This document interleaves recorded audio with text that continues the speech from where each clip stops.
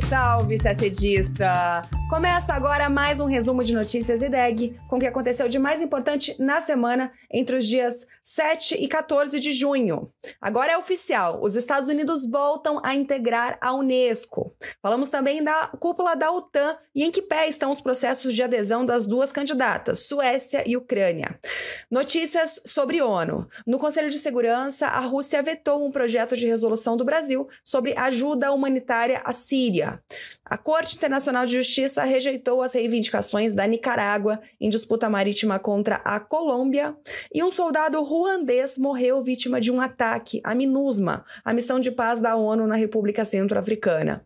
Na Ásia, o destaque vai para a realização de um teste de míssil balístico feito pela Coreia do Norte, que diz que esse artefato pode alcançar o território americano. E mais de 100 países da OMC concluíram um acordo de facilitação de investimentos, o AFID. Tudo isso em detalhes você acompanha agora no nosso podcast. A gente começa falando do reingresso dos Estados Unidos à Unesco, a Organização das Nações Unidas para a Educação, a Ciência e a Cultura.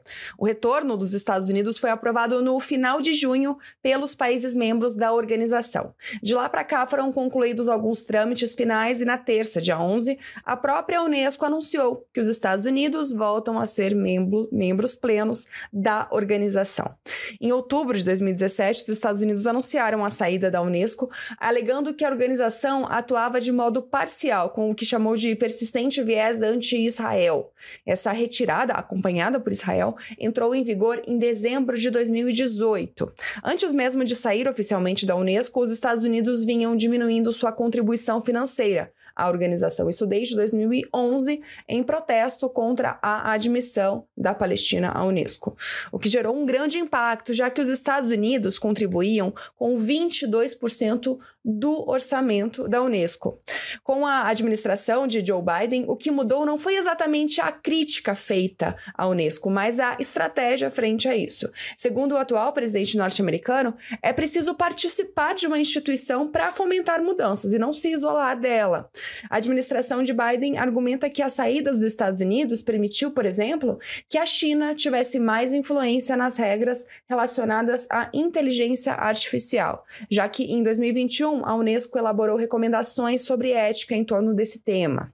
Agora, com o reingresso na Unesco, os Estados Unidos se comprometem a quitar suas dívidas com a organização, que já passa dos 600 milhões de dólares. E agora falamos da cúpula da OTAN. Os membros da OTAN se reuniram durante os dias 11 e 12 de julho na Lituânia para discutir a segurança e defesa do bloco, além da prospecção de Suécia e Ucrânia como novos integrantes da aliança militar. Sobre a adesão da Suécia, só falta a aprovação da Turquia, entre os 31 membros da OTAN. A Turquia vinha se posicionando contrariamente tanto à adesão da Finlândia quanto da Suécia, os dois países tradicionalmente neutros, que pediram recentemente para entrar na OTAN devido à ameaça russa. Nos dois casos, a Turquia alegava que os dois países abrigavam integrantes do PKK, um partido curdo considerado terrorista por Ankara.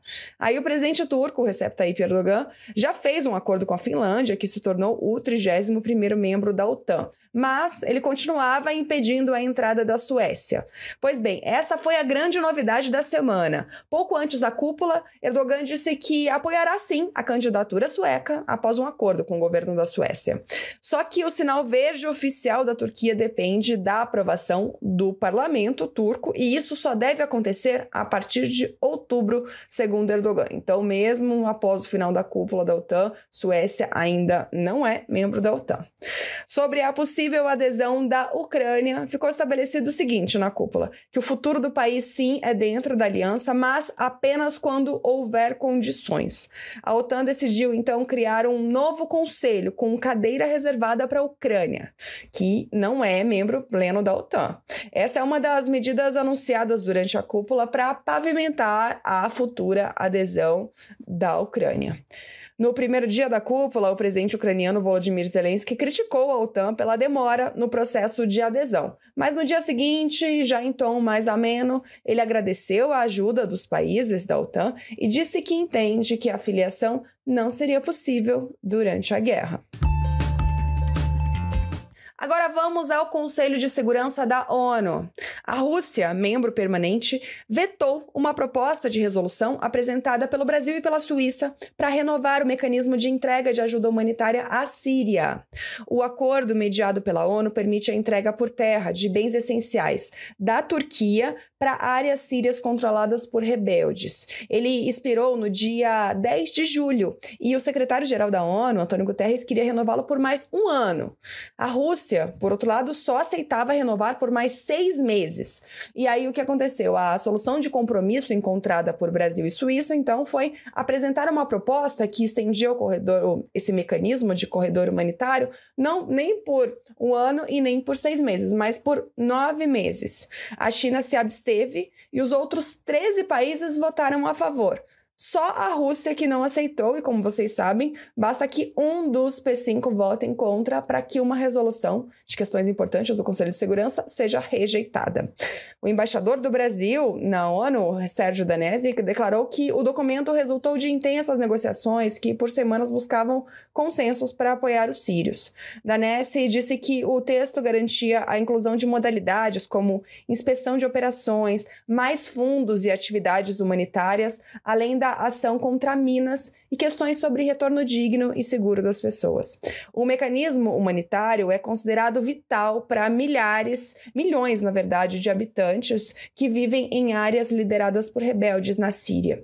Desde 2014, esse mecanismo, esse corredor humanitário, garante que suprimentos essenciais como água, alimentos e medicamentos sejam transportados do território turco para o noroeste da Síria. A gente sabe que a Rússia apoia o governo de Bashar al-Assad na Síria, que é um lado oposto desses rebeldes que atuam no noroeste da Síria. Bom, a embaixadora dos Estados Unidos na ONU, Linda Thomas-Greenfield, chamou o veto de um ato de total crueldade. E o secretário-geral das Nações Unidas, Antônio Guterres, disse estar decepcionado. Guterres afirmou que as necessidades humanitárias atingiram o nível mais alto desde o início do conflito. Começou em 2011, como sabemos. Enquanto o impacto dos terremotos de fevereiro deste ano ainda é sentido de forma aguda na região. Agora falamos de outro órgão da ONU, a CIJ, Corte Internacional de Justiça. Na quinta, dia 13, a Corte rejeitou as pretensões da Nicarágua contra a Colômbia para expandir sua plataforma continental no Caribe e ocupar parte do espaço marítimo de ilhas consideradas colombianas. A Nicarágua queria delimitar sua plataforma continental no Caribe e reivindicava direitos sobre o leito e o subsolo marinhos, além das 200 milhas náuticas estabelecidas pelo direito internacional.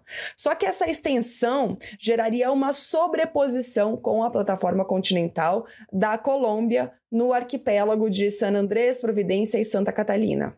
A Nicarágua defendia que tanto o direito consuetudinário quanto o artigo 76 da Convenção das Nações Unidas sobre o Direito do Mar oferecem cobertura legal à sua reivindicação. A Colômbia, por sua vez, que não ratificou a Convenção das Nações Unidas sobre o Direito do Mar, argumentou que a Nicarágua não demonstrou cientificamente que tem uma plataforma continental para além das 200 milhas náuticas. O governo nicaragüense, então, foi à Corte Internacional de Justiça pedindo uma expansão de seus direitos em alto mar. Mas na terça, a Corte negou o pedido e decidiu que a Nicarágua não pode expandir seus poderes para além da plataforma continental, que, como dissemos, corresponde a 200 milhas náuticas.